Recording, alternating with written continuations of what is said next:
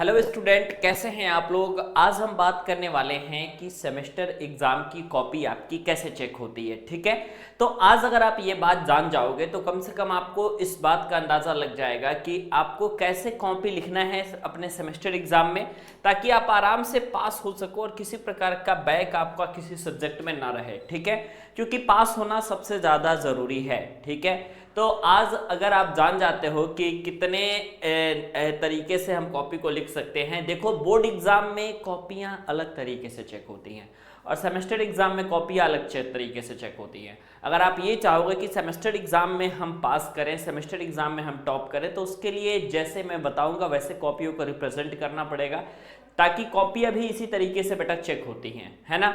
तो semester exam के बारे में आपको तो मालूम है कि हर 6 महीने पे भी आपका सेमेस्टर एग्जाम होने वाला है। ठीक है, तो इसमें सबसे पहला काम आपको ये करना है कि कुछ बच्चे होते हैं वो इन पॉइंट्स को याद नहीं रखते, जिनमें से सबसे पहला पॉइंट होता है कि आप लोग ये समझते हैं कि जैसे बोर्ड एग्जाम में हो गया, कोई आंसर अगर एक लाइन में आपको आ रहा है तो आप एक लाइन में लिख देते हो तो बोर्ड परीक्षा में उसका नंबर आपको मिल जाता है। लेकिन 100% आप इतना याद रखना है कि सेमेस्टर एग्जाम में अगर आप कम लिखते हैं तो सेमेस्टर एग्जाम में कम लिखने वालों के लिए, है ना, नंबर बिल्कुल भी नहीं मिलता है, चाहे आप कितना भी सटीक आंसर क्यों ना लिखें। ठीक है, सेमेस्टर एग्जाम में अगर आप 2 नंबर के क्वेश्चन को लिख रहे हैं तो कम से कम आपका जो एक्सप्लेनेशन होना चाहिए वो कम से कम जो है आपका 1.5 से लेकर के 2 पेज के बीच में आपका एक्सप्लेनेशन जाना चाहिए। अब इस एक्सप्लेनेशन को आप इतना कैसे पहुंचा सकते हैं, 2 नंबर के क्वेश्चन को आप कैसे पहुंचा सकते हैं। तो देखिए, एक काम करिएगा कि अगर 2 नंबर का कोई क्वेश्चन आ रहा है तो उसमें आपको जो है क्या करना है कि एक थ्योरी लिखेंगे आप। तो थ्योरी आपने सबसे पहला काम किया थ्योरी, तो मान लीजिए कि आधा से थोड़ा ज़्यादा पेज में आपने थ्योरी कर दिया। ठीक है, उससे रिलेटेड अगर आपके दिमाग में कोई डायग्राम आ रहा है, अगर आपने कहीं से देखा है या फिर किसी किताब से देखा है, या फिर अगर आप उस समय सोच पा रहे हैं उससे रिलेटेड डायग्राम, तो एक छोटा सा उससे रिलेटेड बेटा आप डायग्राम भी बना दीजिएगा। और उस डायग्राम के बारे में अगर आप एक्सप्लेन कर देते हैं तो डायग्राम का एक्सप्लेनेशन और थ्योरी आपको नंबर मिल जाएगा। ठीक है, अब आप ये मत समझिएगा कि सर 2 नंबर का ही तो क्वेश्चन है, मैंने छोटा सा लिख दिया है लेकिन बहुत परफेक्ट लिखा है तो आपको नंबर मिल जाएगा, ऐसी बात नहीं है। ठीक है, और देखिए यहाँ पे राइटिंग पर नंबर नहीं मिलता है। सबसे पहले मैं बता दूं, राइटिंग जो है एक ऐसी चीज होती है कि अगर आप सुंदर लिखावट लिखते हैं तो टीचर जो हैं वो आपको खुश होकर के 1-2 नंबर 3 नंबर ज़्यादा भले दे दे राइटिंग पे।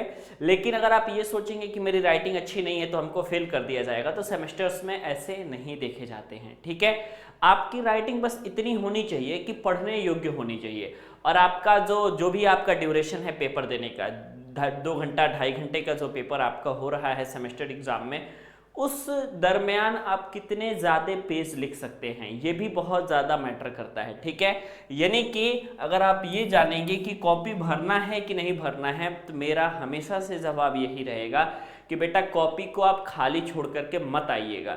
ऐसा ना हो कि आप जो है अपने पूरे सेमेस्टर एग्जाम का पेपर दे दिए एक सब्जेक्ट का और उसमें आपने सिर्फ 7 से 8 पेज को भरा है। 7 से 8 पेज अगर आप भरेंगे तो इसका सीधा सा मतलब है कि आपने उसमें बहुत ज़्यादा लिखा ही नहीं है। एग्जामिनर चेक करके आपको कहाँ कहाँ नंबर देगा, है ना। तो यहाँ पे जो नंबर मिल रहा है वो सीधे तौर पे इस बात पे मिल रहा है कि आपने कितने पेज लिखा है। ठीक है, कितने पेज लिखा है आपने, इस बात पे सीधे सीधे नंबर आपको मिल रहा है। और आपने कितने एग्जाम्पल दिए हैं, इस पे जो है आपको नंबर मिल रहा है। कितना आपने डायग्राम बनाया है, इस बात पे नंबर मिल रहा है। तो ये तीनों चीजें आपके सेमेस्टर परीक्षा में होनी चाहिए, सेमेस्टर परीक्षा की कॉपी में। ठीक है, 5 नंबर का अगर कोई क्वेश्चन आपके पास आ रहा है तो 5 नंबर के क्वेश्चन के लिए कम से कम 2-2.5 पेज आपका एक्सप्लेनेशन जाना चाहिए। अब कुछ लोगों के लिखने के जो तरीके होते हैं वो छोटा छोटा लिखते हैं, है ना, और एकदम सटा सटा करके लिखते हैं। तो जब छोटा छोटा और सटा सटा करके लिखोगे तो पेज तो भरेगा नहीं, है ना। तो पेज भरने के लिए आपको एक काम करना पड़ेगा, थोड़ा साफ साफ लिखना पड़ेगा, थोड़ा दूर दूर लिखना पड़ेगा, है ना। तो दूर दूर और साफ साफ लिखोगे तब जाकर के आपका जो है ये इस तरीके से होगा। ओके, नंबर बढ़ेंगे। अब एक काम और करना है, जैसे कि कुछ बच्चे होते हैं उन्होंने वो सीधे तौर पे एक पेज, जैसे कि मान लीजिए कि एक पूरा पेज मिला तो इस पेज पे लिखना स्टार्टिंग से ही शुरू कर देते हैं। लेकिन आप एक चालाकी कर सकते हैं जिससे कि ज़्यादा पेज भर जाए आपका, है ना। एक चालाकी आप ये कर सकते हैं कि आप सीधे तौर पे इस पे से 1/4 ऐसे लाइन यहाँ पे किनारे से खींच सकते हैं। अब बचा आपका इतना।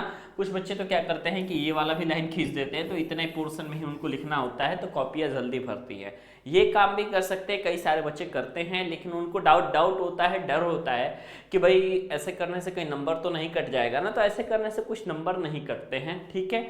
बस आपकी जो लिखावट है वो सुंदर होनी चाहिए, ठीक है। इतनी सुंदर तो होनी चाहिए कि कोई आदमी एक बार में देख के समझ जाए। और ज़्यादा से ज़्यादा लिखेंगे तो नंबर ज़्यादा से ज़्यादा मिलेगा, फेल होने के चांस नहीं रहेंगे।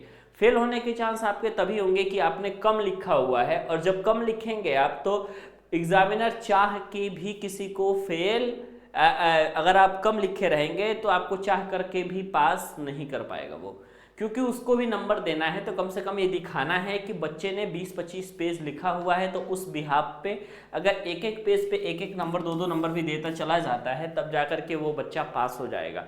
तो ये बात याद रखिएगा, कभी भी ऐसी गलती मत करिएगा कि आप कम लिख करके आ गए, क्योंकि अगर कम लिख के आएंगे तो बाद में आप आपसे यही सुनने को मिलेगा कि सर क्या करें, मैंने बहुत कम लिखा था जिसके कारण मैं फेल हो गया, लेकिन मैं लिखा बहुत सही चीज़ था। तो कॉपियाँ भाई 1, 2, 5, 10 कॉपियाँ चेक नहीं होती, 10-10 हज़ार, 20-20 हज़ार कॉपियाँ एक बार में चेक होती हैं। तो ऐसे में कई बार कॉमन नंबर भी सबको दिया जाता है। तो कॉमन नंबर तभी मिलता है जब बच्चा एक बेस पे 15-20 पेज एटलीस्ट लिखा होगा, तो सबको पास कर दिया जाता है, अदरवाइज बहुत प्रॉब्लम होती है। तो ये सब चीज़ आप ज़रूर याद रखिएगा। और एक बात और याद रखिएगा कि पांडे जी टेक्निकल के ऐप पर आपके लिए सेमेस्टर के नोट्स दिए जा रहे हैं, ठीक है। सेमेस्टर के नोट्स दिए जा रहे हैं पांडे जी टेक्निकल ऐप पर, वो भी सिर्फ 99 रुपये में। और पूरा कंप्लीट जो कोर्स है आपका पॉलिटेक्निक का, वो 199 रुपये में दिया जा रहा है। तो आप इन सेमेस्टर के कोर्स को ज़रूर लीजिएगा, ताकि इंट्रेंस एग्ज़ाम के माध्यम से आप अपने, जो कि इस सेमेस्टर एग्ज़ाम के लिए बहुत बेहतरीन हो, एंट्रेंस एग्ज़ाम की तैयारी आपने जिस एप्लीकेशन से किया है पांडे जी टेक्निकल ऐप से, यही सेम ऐप पर आपकी सेमेस्टर की भी पढ़ाई हो रही है, ठीक है। तो एंट्रेंस वाले एंट्रेंस के लिए पढ़ रहे हैं, सेमेस्टर वाले सेमेस्टर के लिए पढ़ेंगे। तो दोनों कॉलम बिल्कुल अलग अलग है। सेमेस्टर के नोट्स भी 99 रुपीज़ में है और एंट्रेंस के नोट्स भी 99 रुपीज़ में है। तो आप आराम से कोर्स को लीजिए और अपनी पॉलिटेक्निक की अच्छी तैयारी कीजिए। बाय बाय, टेक केयर, मिलते हैं आपसे नेक्स्ट वीडियो में।